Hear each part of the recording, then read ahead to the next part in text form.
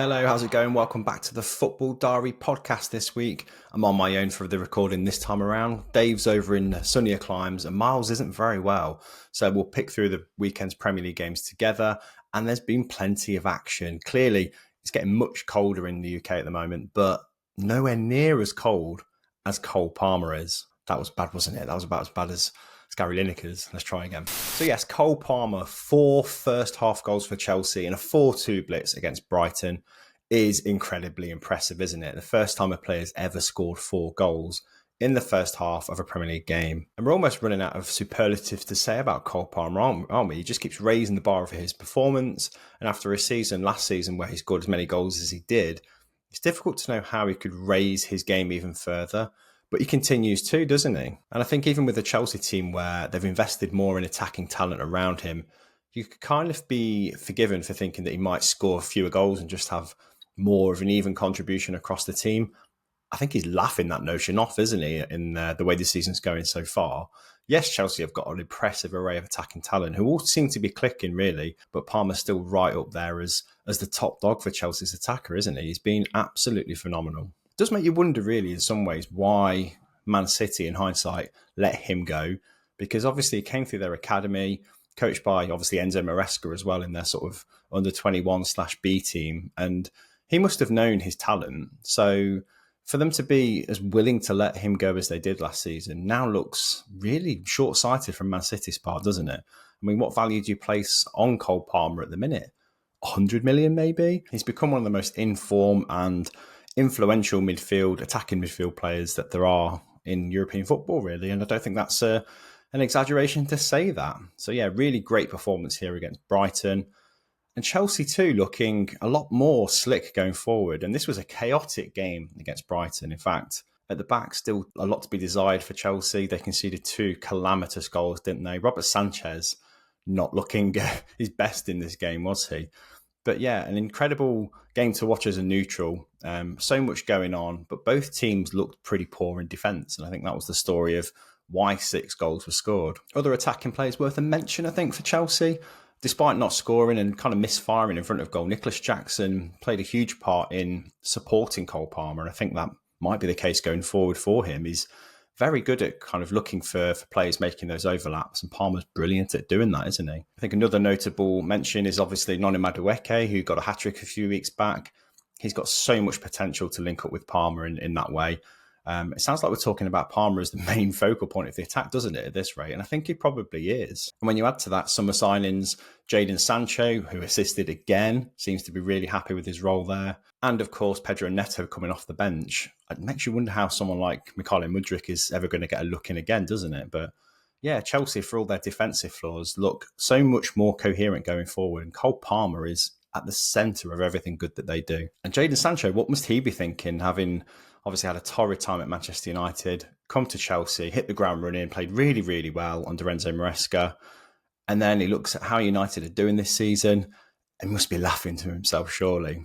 Let's talk about Manchester United, shall we?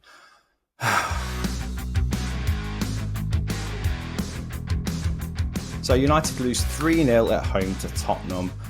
It was a calamitous performance, wasn't it? It was absolutely horrendous. And Sancho must be laughing at what he's left behind, because despite all the great new signings United have made, great signings on paper, Ten Hag signings as well, let's not forget. Erik Ten Hag's team, which we can still call them at this moment in time, are still looking as disjointed and incoherent and difficult to read as they ever have been. And the defence against Spurs just looked all over the shop, didn't it? Conceding after a couple of minutes was a shock to the system, I think. But it was in an inexcusable kind of lackadaisical attitude to Mickey van der Ven sprinting through defence in the first place that kind of left them short. And I don't know how I feel about the team now at the minute, because I hate being Ten Hag out. I've always been against being that polarising as a fan base. But this feels like a turning point for United, doesn't it? It was such a poor performance across the board. I mean, even factoring in the red card for Bruno Fernandes, which I think was deserved. I think he had the intent to take his frustration out on James Maddison. Even considering that, I think United were just woeful. Like, none of the players seemed to know their roles.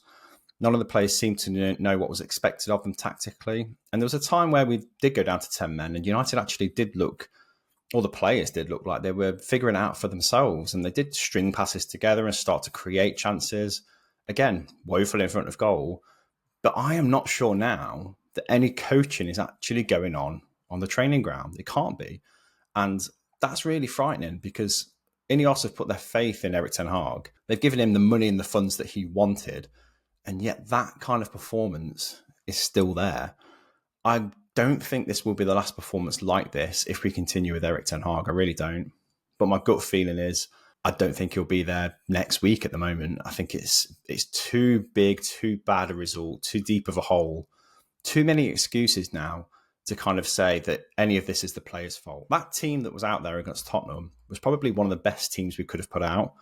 I mean, with the exception of maybe Luke Shaw missing and Dalot being at left back, I think that was the only tweak you'd make. And yet they were made to look like a team that was about 14th in the league, which is, I think, where they are now, and deservedly so. So, yeah, something's got to give. I think Erik has to go. Maybe it's time for Ruud van Nistelrooy to step up into that manager's position and steer United out of trouble. I think it's what the fans want now. I did a Twitter poll at the end of the game when emotions were still high, and 68% of United fans wanted Ten Hag out. And I think the remaining fans that said they wanted Ten Hag in probably weren't even United fans anyway.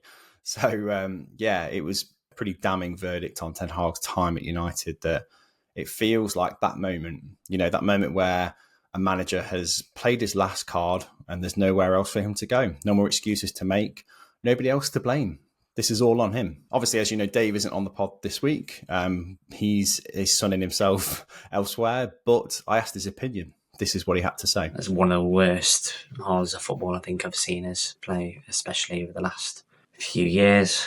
And that is a statement in itself. When you look at some of the results that we've had over the last few years, you want this manager to do well. Essentially, I think that FA Cup win at the end of last season, back end of this season, essentially saved his job. And we've come to the start of this season in a position where we need to find some consistency, put some performances and some results together. And it feels like the end of the road. Quite sad to say, because you want him to do well. It feels a bit different, I think, to previous managers.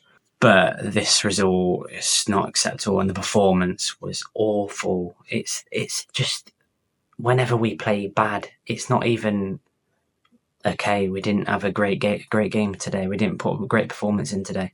It's awful. It's terrible.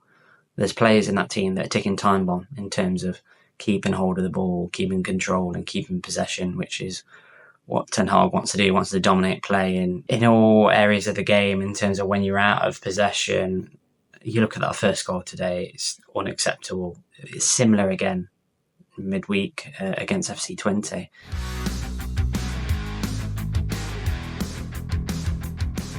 Anyway, a word on Spurs, because although United were just really bad, Spurs have to be given the credit they deserve. I think they knew, and Postecoglou knew how to get to United. I mean, it wasn't difficult, was it? Just apply pressure, and that's what they did. They applied plenty of pressure, especially that first 35, 40 minutes. They were superb, Spurs, and I think the catalyst for that was probably knowing and sensing that United were struggling to adapt to this aggressive approach from Spurs. I say aggressive, they didn't press too hard, but just enough for United to appear confused. And as soon as they sensed that confusion, they kind of went for it. The amount of ball that United conceded to Spurs in the final third was frightening. And the only thing I criticised Tottenham for was not scoring more goals, really, because they could have really taken them to the cleaners. And had Son been in the team as well, who knows what score we could have been looking at. But Tottenham, very good. Dejan Kulusevski, very impressive performance from him. Man of the match, and rightly so. Mickey van der Ven, that pace of his is frightening, isn't it? I was joking on our group chat that maybe Van der Ven should have just been deployed as a winger for the final third of this game, because of the amount of trouble he would have caused United's wing backs. He's just so pacey, isn't he? But yeah, a comfortable win for Spurs, an encouraging one for them too, against a pretty dismal United side. But they will take that 3 points. Anyway, across to the other side of North London, Arsenal beat Leicester City 4-2. In what you could describe as a slightly fortunate result. Slightly fortunate because it was 2-2 going into 90 minutes. And it took 2 sucker punch goals deep into injury time for Arsenal to win this game. Leicester were a very stubborn opponent, weren't they? And Arsenal did find it difficult to break them down at times. And that's testament really to Steve Cooper and how he set Leicester up to be really difficult to beat. But Arsenal's XG was nearly 5, I think. Leicester's wasn't even 1. So you can see what the result should have been and probably could have been. There was a moment, wasn't there, where you think Arsenal maybe should have got a red card, a second yellow for Calafiori. I think that's very lucky Calafiori doesn't walk there. I really do, which needs to be looked at. I think Arsenal's lack of discipline is the big issue against them at the moment, and obviously getting second yellows for kicking the ball away in 2 weekends is not a great look for them so far. But yeah, Calafiori should have known better. I think he already knew what his fate could have been as soon as he made the challenge, and I think Leicester fans will rightly be disappointed that he wasn't sent off. Not only that, there was a foul on Vardy in the build-up to the Arsenal first goal, was it? And again, could have claimed that should have been stopped and a free kick given to Leicester. But never happened. And as you can see, the rest is history. Arsenal won the game. So had Leicester had more luck gone their way, who knows what the score could have been. But Arsenal put pressure on the leaders still. And you've got to say that Arsenal's corner kick routine worked really, really well again, didn't it, for that third goal, where they tried so many times to get that corner spot on. And Leicester held so firm against what they knew was a real big weapon for Arsenal. But eventually the ball squirmed through, didn't it, for them to get that third goal. And it paid off. The persistence of taking the corners in the same way paid off. And they will get you one way or another if you're not careful. And Leicester just weren't careful right up until the end. And that leaves a really interesting shape at the top of the table. Obviously, Manchester City lost points this weekend to Newcastle United at St James's Park, which they'll be absolutely gutted about. Their first points dropped in the absence of Rodri. So it's beginning to look like he is the key crux player for them. Having said that, I thought Mateo Kovacic did pretty well in his absence, but Rodri's one of them players that's so difficult to replace, isn't he? I think Newcastle were good for their draw, though. They're good for their point. It was a fairly even game. I think 1-1 was fair. And that sequence of results kind of opened up all sorts of possibilities for the top of the Premier League table this weekend. We could have seen Aston Villa top if results had gone their way as well. And they had Ipswich away, which should be an easy game on paper, but Ipswich weren't in the mood to roll over, were they, at all? They persisted, and the game finished 2-2. Aston Villa will be absolutely gutted that they didn't take all 3 points in this game and seize that initiative to have that little bit more momentum towards the top of the table. But I think Ipswich deserved their point in the end, didn't they? A really dogged performance, and Liam Delap, a Manchester City graduate, of course, scoring both of Ipswich's goals to get a real much-deserved point for them. But what I will say about Aston Villa is Diego Carlos got done, didn't he, for the equaliser for Ipswich. He's had a rough time since returning from injury, Carlos. I hope he shakes it off, but that must be a slight concern for Villa fans. Now, you've got to say, Villa fans are rightly infuriated by the fact that Sam Morsy was still on the pitch after his shocking tackle on Jadon Philogene, which should have at least obviously been a second yellow card. He was already on a yellow, but there's arguments it might have just been a straight red as well. But unpunished as it was, which was absolutely shocking, really. And after the game changed at that point and Ipswich had gone down to 10 men, then they would have had to have gone into sort of a more defensive mode and not taken the game to Villa as much as they did. So 2-2 was a bit unlucky on Villa, I think, but either way, it's a great story for Ipswich, isn't it, to come away with a point. All these sets of results meant that Liverpool finished the weekend on top of the Premier League after their 2-1 win away to Wolves. Now, that win obviously is a massive reward for the way Liverpool started this season, and the way they are at the minute at the top of the table is a real testament to what Arne Slot's done to settle a team that many thought might be unsettled by Jurgen Klopp's departure. Hasn't been the case. There's been, I think, one blip, but apart from that, they are kind of rightly top of the table. So yeah, it's looking interesting so far after 6 games into the season, and it makes the bottom of the table look interesting to that result because Wolves lose yet again. And there's a few managers now who look like they could be ready for the sack. Obviously, we've talked about Erik ten Hag already at Manchester United. His position looks extremely precarious now, doesn't it, Erik ten Hag? And as I record this on the Sunday evening, he's still in a job. Whether that's the case come Monday morning, who knows? But I personally don't think he deserves to be in a job. But Gary O'Neill as well will be looking over his shoulder, I think, at what might be happening to him. Wolves have been really unfortunate in some games, but the table doesn't lie. They sit where they sit because they haven't taken their chances. And of course, they are really unlucky to have lost their two best players this summer and not replaced them. But I don't think the Wolves board will take that as a reason to be as bad as they are. They've got a talented team that should be doing better. But O'Neill, I think his head is on the chopping block too. Another manager that might be under scrutiny still, despite a victory, a much needed victory this weekend, is Sean Dyche. Obviously, his Everton team recorded their 2-1 win over Crystal Palace, thanks to Dwight McNeil's brilliant brace. Who saw that coming? But they really needed that win, Everton, didn't they? I think it relieves the pressure on them slightly. And I think with the takeover looking closer than ever, I think it might be done before the January transfer window. That really bodes well for Everton. I think their fans, the feeling amongst the fans is it's a bit more positive than it was a week ago even. Obviously, we know that Everton are a streaky team, and when things are good, they suddenly escalate and get better. And equally, when they're bad, they struggle to get out of a rut as well. But I feel like this win is a turning point for them potentially. I think with the news on the horizon that the takeover is looming, that really does make the optics of Everton's season look a lot more positive, just with that one win, doesn't it? And I think with the new stadium on the horizon, they can't afford to be in the Championship, can they? So I kind of think they'll be really keen to get this takeover done before January to start bringing reinforcements in, which they desperately need. But yeah, a 2-1 win for Everton must relieve the pressure on Sean Dyche to an extent. So whose head is on the chopping block the most, do you think? Sean Dyche, Erik ten Hag, Gary O'Neill, somebody else? Let us know your thoughts in the comments. I personally think it's Erik ten Hag. And I think we will see Ruud van Nistelrooy as the new Manchester United manager at some point soon. Whether that's interim or permanent, who knows? But I think change is needed at United now. Enough is enough.